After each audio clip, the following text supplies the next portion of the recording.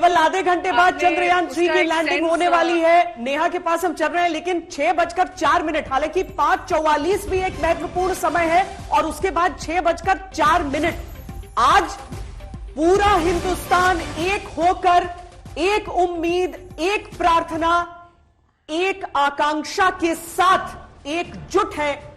और देखिए कैसे एक एक सेकंड नेहा यहां पर घट रहा है, वो काउंटडाउन चल रहा है और हम वही आपसे समझना चाहते हैं कि वहां का माहौल कितना बदलता आपको दिख रहा है।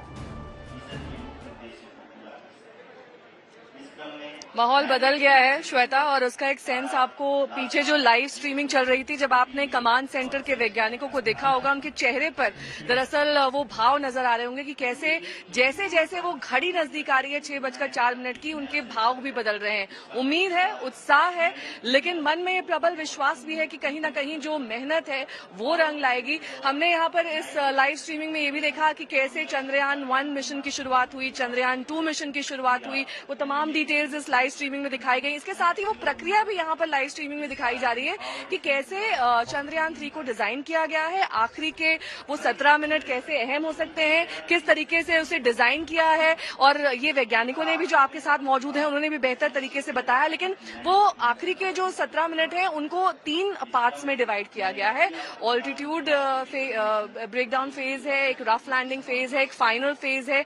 जो ये फेजेस हैं उनके नाम दरअसल चांद की सतह से लैंडर मॉड्यूल की दूरी कितनी रहेगी उसके लिहाज से भी इन फेजेस को नेम किया गया है, और साथ ही कितनी स्पीड पर उस वक्त चंद्रयान 3 का लैंडर मॉड्यूल रहेगा, वो स्पीड भी बेहद महत्वपूर्ण रहती है। और हमने एक वैज्ञानिक से भी सुना था कि जो चांद से डस्ट उड़ती है या फिर चांद पर जो क्रेटर्स हैं उनको एआई सेंसर्स के जरिए समझा जाएगा, और उसी के हिसाब से जो हॉरिजॉन्टल पोजीशन है लैंडर मॉड्यूल की, उसको वर्टिकल पोजीशन में उसी हिसाब से तय किया जाएगा। लेकिन दो यहाँ पर जो कमेंट्री कर रहे हैं लोग, वो भी दरअसल इस बात का ध्यान रख रहे हैं कि कैसे लोग इस वक्त आंखें गड़ाए हुए और दिल को थामे हुए इस लाइव स्ट्रीमिंग को देख रहे हैं और समझ रहे हैं कि 6:04 का वक्त कितना अहम है। अभी ठीक पीछे आप मेरे देखिए, सब कोई अपनी अपनी सीट्स पर बैठा हुआ है और वहां पर जो लाइव स्ट्रीमिंग है इसरो के कमांड सेंटर में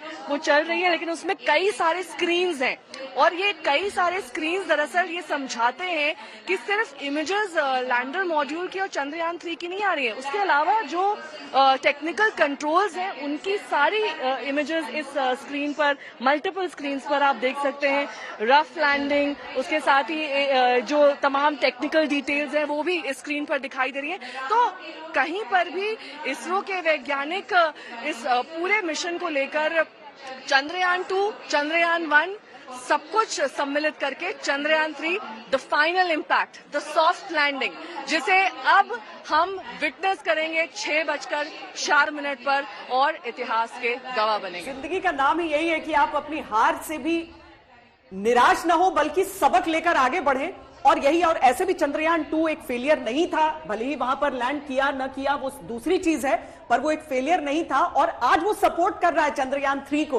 तो जिस तरीके से अगर हम कहते हैं ना विक्रम और प्रज्ञान, इंसानों के नाम तो है लेकिन अच्छा हुआ जो ये मशीन है, वरना जो दबाव और तनाव हम महसूस कर रहे हैं वो भी महसूस कर रहा होता। पर एक जगह जहां पर वो तनाव महसूस नहीं हो रहा है चित्रा, वो लगता है कि आपके पास है, जहां पर सब 100% श्योर हैं कि अब तो बस कुछ देर में जश्न मनाना है। चित्रा देखिए यहाँ पर तो जोश आई है और जिस तरह की तस्वीरें लगातार हमारे दर्शकों के पास, जहाँ पर मैं मौजूद हूँ अपने तमाम उन युवा चेहरों के साथ जो हिंदुस्तान का भविष्य है, वो अपने आप में अद्भुत है।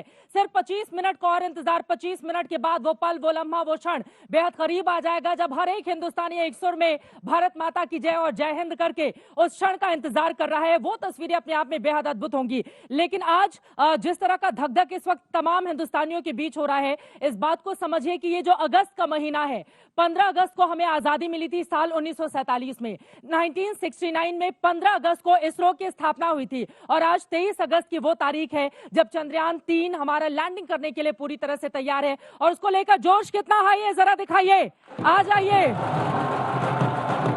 जोश यहाँ पर देखिए और इसके जरिए आप समझेंगे कि यहाँ का माहौल क्या है। ढोल की थाप पर हमारे ये जो युवा हैं वो अपनी बातें देश तक पहुंचा रहे हैं, वो ये बता रहे हैं कि हिंदुस्तान के दिल में जो जज्बा है, इस बार तो हमारा चंद्रयान 3 मिशन पूरी तरह से कामयाब होकर रहेगा।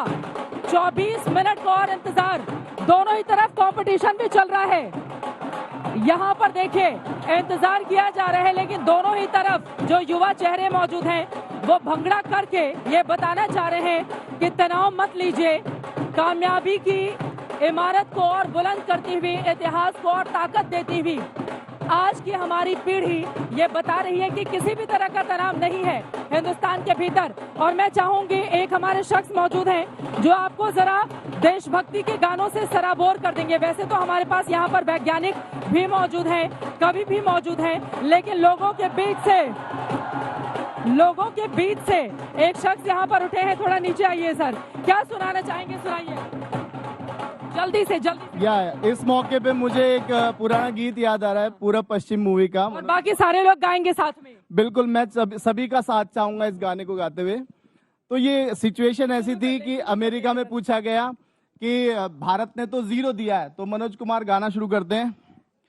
0 दिया मेरे भारत ने, जब 0 दिया मेरे भारत ने, दुनिया को तब गिनती आई, देता ने दशमलव भारत तो यूं चांद पे जाना मुश्किल था, धरती और चांद की दूरी का अंदाजा लगाना मुश्किल था, सभ्यता जहां पहले आई, पहले जन्मी है जहां पे कला, अपना भारत वो भारत है जिसके पीछे संसार चला, संसार चला और आगे बढ़ा। यकीनन, बहुत बहुत शुक्रिया, आप अपना स्थान ले ले। संसार चला, आगे बढ़ा, यहाँ पर जोश बिल्कुल हाई है। और जिस तरह की तस्वीरें यहाँ से लगातार भारत माता की जय के नारे लग रहे हैं,